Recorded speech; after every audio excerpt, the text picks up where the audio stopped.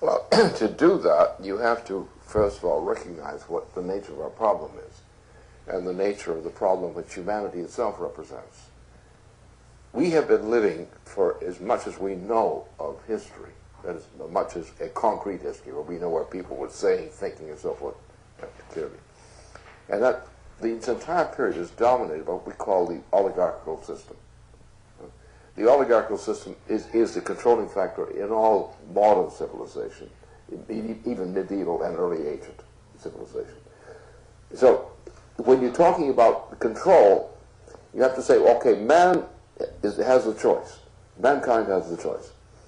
Does mankind have the capability of making the kind of choice we're talking about implicitly? It's not, what's the secret of Obama? Obama is nothing. He's an absolute piece of trash. There's no content to him of any significance. He's only a tool of the British Empire in its true form. And he's a throwaway for them. They don't give a damn about him. They're just using him. And he's a useless trash, piece of trash is what he is. Essentially, nothing else with that. But the point is, therefore, as long as the oligarchical system dominates the planet, the oligarchical system's very nature demands that it block creativity. And that's what it means now. For example, take the case of the British monarchy. The British monarchy, which is the controlling political force on this planet today, because the United States, under this government, is nothing. Under the past two presidencies, nothing. We had a reprieve there with Clinton for a while, but he did not have the ability or the inclination to go to the challenge, the kind of challenges I would make, of actually changing breaking down this system, oligarchical system, and getting to what the intention of the U.S. Constitution was, which is no one has dared to really maintain since the death of Kennedy. There has been no actual thrust of effort in the United States to reverse the oligarchical tendency which was unleashed by the assassination of Kennedy through this damn war. So we have a population whose tendency is green. Green people cannot survive in this situation. The nations which are green mean mass death of people and probably the extinction of the human species. Because as with the another part of the weather thing, we're going into a galactic change in the trends of weather, and during the past year, notably, we've already experienced some of those trends in a significant degree as weather manifestations. But you look more deeply and look at some of the galactic features which are causing this shift or controlling this shift. You see, mankind is in risk of extinction because we're going into an area of the galaxy where humanity is dwelling. We're going to an area where the likelihood of the ability of mankind to survive these conditions without scientific and technological progress. With scientific and technological progress properly directed, we can probably create the survival of the human species. But under the oligarchical trend in policy, we cannot. And we're now getting a pre-taste of a movement of the whole solar system into a direction in which that condition exists. So now, the fundamental issue on this planet is getting rid of the oligarchical system. If you don't get rid of the oligarchical system, we're finished. And probably we're on the road to extinction. That means you have to eliminate, in particular, the only empire of significance which has existed on this planet since the founding of the Roman Empire. That empire today is the British Empire. And anyone who doesn't believe that has to be some kind of an idiot, a non-compass of some kind. Because it is the British Empire which controls a major part of the planet, especially the transatlantic region. Presently, with the rise of China and the resurgence of some vitality in Russia and some other things in Asia, there is a challenge to the British Empire. It has not manifested itself as an assertive challenge, but it could. If the United States allies itself with, go back one step, Europe doesn't mean anything anymore. What happened is with various series, when the British Empire, under Margaret Thatcher, demanded that the nations of Western and Central Europe capitulate to be merely puppets of the British Empire, which is what the agreement was. You have had a destruction of the nations of Western and Central Europe to such a degree that today the nations of continental Western and Central Europe no longer have any real sovereignty. They don't have nationhood in the real sense anymore. It's been taken away from them. They might get it back, but at the present moment they don't have it, and they're losing it rapidly. We're on the base of a general breakdown crisis. Now this is all orchestrated by the British Empire. They control Western and Central Europe and have great influence in other parts of the world, more or less great. They control Africa totally. The British Empire owns every inch of Africa, and are responsible for all the rates of death in Africa and similar kinds of afflictions, including insurrections and whatnot. So we're coming into a period where the transatlantic region, as long as the United States is controlled, as it is now, by the British through Obama and what Obama typifies, and the Bushes. The Bushes are Bush League.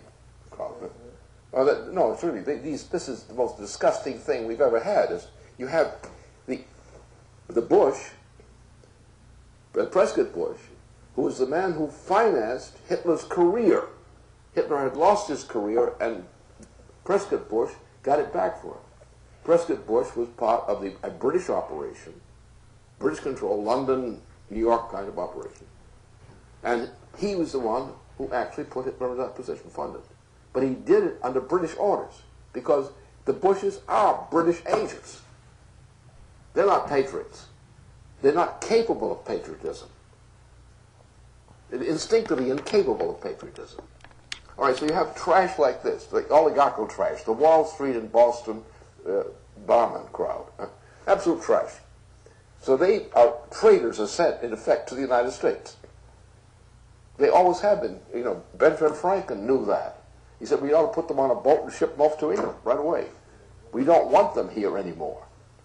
But somebody let them stay, and that was a big mistake. So we have temporarily lost our sovereignty. We're merely puppets of a British agent, an Obama, a terrorist with no mental credentials whatsoever. So therefore, under these conditions, there is no present hope for the survival of civilization unless there's a change.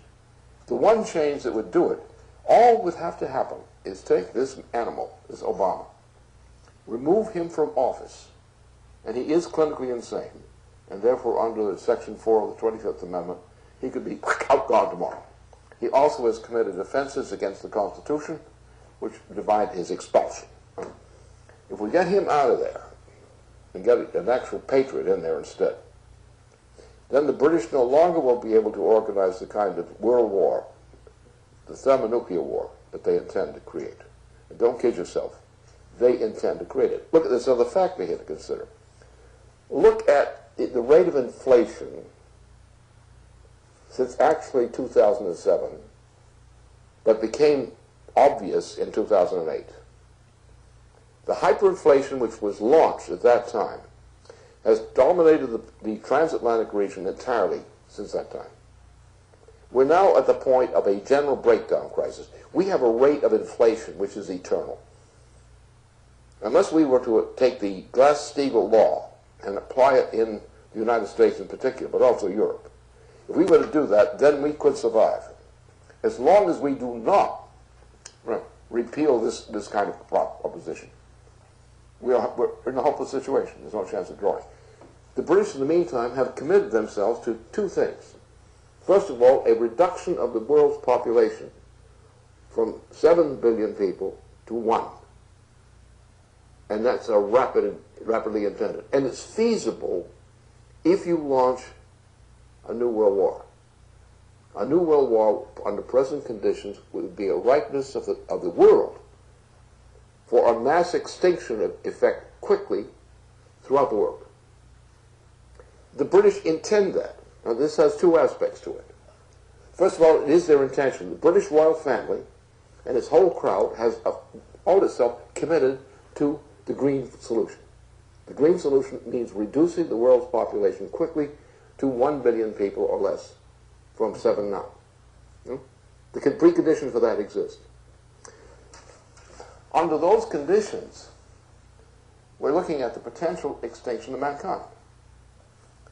So therefore, our job is to break the British Empire. And we can do that gradually. Because if the United States pulls out from being an agent of the British Empire under Obama and Obama's types, then we get back our independence. If we get back our independence, since we, the United States, control the world's most important resource in thermonuclear weapons, Russia has more thermonuclear weapons in total than we do, but they have the crucial delivery capability right now. If the United States is no longer working as an ally of the British against what we represent as the United States, then this world war that's planned now is off. They can't pull it off.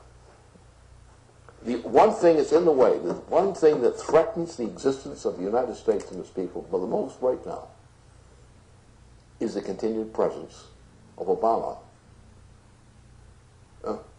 as president.